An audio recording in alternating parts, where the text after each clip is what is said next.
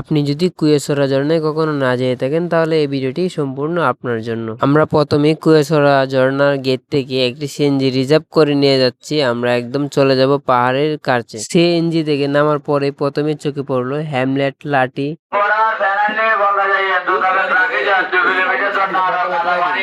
Miking করে বলা হচ্ছে এখানে যদি আপনি খাবার অর্ডার দেন তাহলে জুতা, ব্যাগ সবকিছু আমানত হিসেবে রাখিয়ে যেতে পারেন। তো আমরা এখানে খাবার অর্ডার দিলাম। আর এখানে অনেক আইটেমের খাবার আছে যেগুলো সাশ্রয়ী মূল্যে সুন্দর সুন্দর খাবার। আইটেমগুলো খেয়ে অনেক ভালো লাগে। তো আমরা এখানে খাবার অর্ডার করে যাবতীয় জিনিসপত্র রেখে এখন রওনা দিচ্ছি কুয়াচড়া ঝর্ণার দিকে। হ্যালো গাইস, তো আমরা কুয়াচড়া ঝর্ণার দিকে যাচ্ছি এখন। আর এখানে হচ্ছে সিএনজি স্টেশন, যেখানে সিএনজি আইসা থামে। বা এখান থেকে আমরা খাওয়া দাওয়া অর্ডার করলাম। বাট এখান থেকে আমরা প্যান্ট তারপরে জুতা এগুলো রেখে গেলাম। তো এখন আমরা যাচ্ছি কুয়াচড়া ঝর্ণার দিকে। আর পাহাড়ের দিকে আস্তে আস্তে পাহাড়ের বুকে উঠবো। প্রথমে পেয়ে গেলাম। তো এটা দেখতে অনেকটাই সুন্দর, কারণ পাহাড়ের বুকে দোলনা। এই যে আমরা আস্তে আস্তে পাহাড়ের বুকে যাচ্ছি আর চিপা চাপা যাচ্ছি। তো যারা আছেন তো দেখতেছেন। আর আমাদের সামনে একটি মসজিদ আছে, যে মসজিদে আপনারা চাইলে নামাজও সেরে নিতে পারেন শুক্রবার। তো আমরা এখন এই মসজিদটা দেখাবো। আপনারা চাইলে দুপুরের নামাজটাও এখানে সেরে নিতে পারেন। এখানে একটি মসজিদ আছে, কাটাল বাগান জামে মসজিদ। জি, তো আপনারা চাইলে দুপুরে নামাজটা পড়ে নিতে পারেন, জুম্মার নামাজটা। তো অনেক সুন্দর একটা জায়গা। তো আমরা এখন যাচ্ছি, সামনের দিকে আগাচ্ছি। মসজিদটা দেখেন কত সুন্দর, টাইলস করানো। আর এখান দিয়ে আমাদের মসজিদের মেইন গেট। তো সৌন্দর্য দেখেন।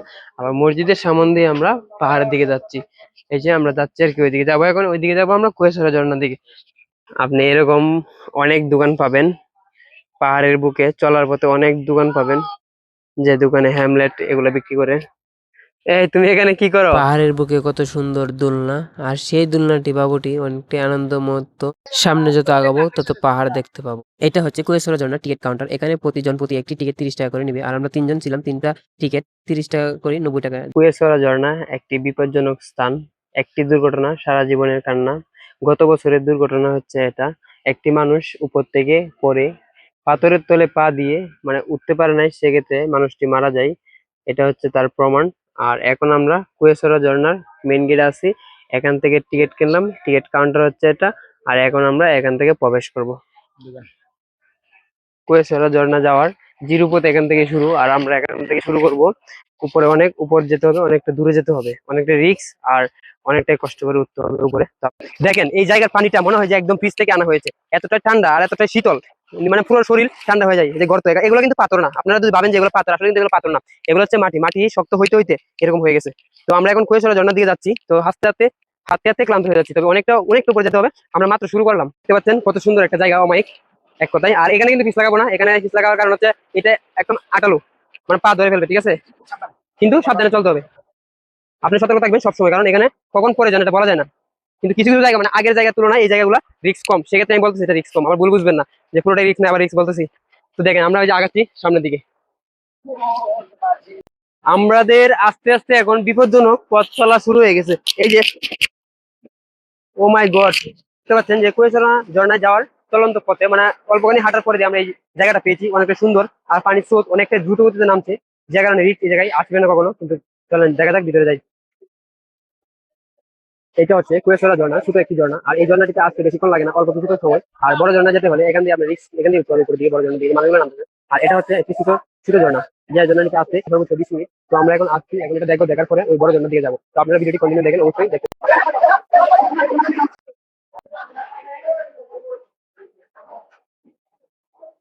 হ্যালো গাইস, দেখতে পাচ্ছেন যে এতটাই এতটাই রিস্ক যে নিচে তাকালে মনে হয় যে একদম পড়ে যাবো, একদম কারা। তো বৃষ্টির দিন ড্রাইভার আপনারা আসবেন না। দেখতে পাচ্ছেন রিস্ক। আর এভাবে রশি ভাই উঠতে হবে আমাদের পুরোটাই উপরে। এই দেখেন অনেকটা রিস্ক, বুঝছেন? এখানে একদম কারা, একদম। একটা জিনিস চিন্তা করছেন যে আল্লাহ তাআলার প্রকৃতি দেখার জন্য মানুষের জন্য নিয়ামত, এগুলো এগুলো হচ্ছে নিয়ামত। কত সুন্দর করে গাছগুলো রাখছে যে নামার জন্য, কারণ এতটা রিস্কে কখন উঠতে পারবে না, কখন নামতে পারবে না, গাছ জ্বর টর না থাকলে। তো আল্লাহর কাছে হাজার হাজার শুকরিয়া যে আমরা এতটুকু গভীরে আসছি। আর এখানে কেন থেমে থাকবো, আমরা এখন ঝর্ণায় যাবো। ওকে, হ্যালো, আসসালামু আলাইকুম। এই যে আমি যে জায়গায় দাঁড়িয়ে আছি, ওই জায়গাটা অনেক নিচু জায়গা। আর এই জায়গায় আগামী গেছে বছরে যে একটা অ্যাক্সিডেন্ট হয়েছিল, এই অ্যাক্সিডেন্ট এই জায়গায় হয়েছিল, এখান থেকে পড়ে গিয়েছিল। তো দেখতে পাচ্ছেন জায়গাটা অনেকটা গভীর। আর এখান থেকে পড়ে যাওয়ার ফলে সেই মানুষটা মারা যায়। আর এখানে দেখতে পাচ্ছেন ওরা হচ্ছে ক্যাম্পিং করতেছে। ক্যাম্পিং বল এখান থেকে নামবে এটা দিয়ে। আর এখানে ঝর্ণা আছে, আবার এটা নিচের দিকে যেদিকে অ্যাক্সিডেন্ট হয়েছিল, এটা সবচেয়ে বড় ঝর্ণা, কুয়াশরা ঝর্ণা। আর এই ঝর্ণার দিকে তাকালেই ভয় লাগে, কখন জানি পড়ে যায়। একদম নিচে অনেক মানুষ দেখতে পাচ্ছেন, একদম নিচে করে। তো আশা করি ভিডিওটা সুন্দর লাগবে।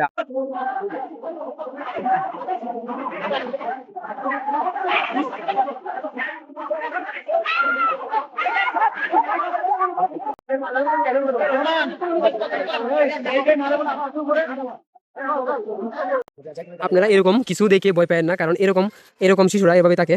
আর ওদের কাজ হচ্ছে সিসি ক্যামেরার কাজ। এখানে তো আর সিসি ক্যামেরা বিদ্যুৎ দেওয়া যায় না, ওরা হচ্ছে সিসি। তোমার নাম কি? আব্দুল হাসিম শুভ। শুভ। তুমি এখানে কি করো? হ্যাঁ, তুমি এখানে কি করো বলো? পাহাড় দিচ্ছি। কত কিউট। অবশেষে এখানে 3 জনের খাবার আমরা খেয়ে রওনা দিলাম পাহাড়ের দিকে।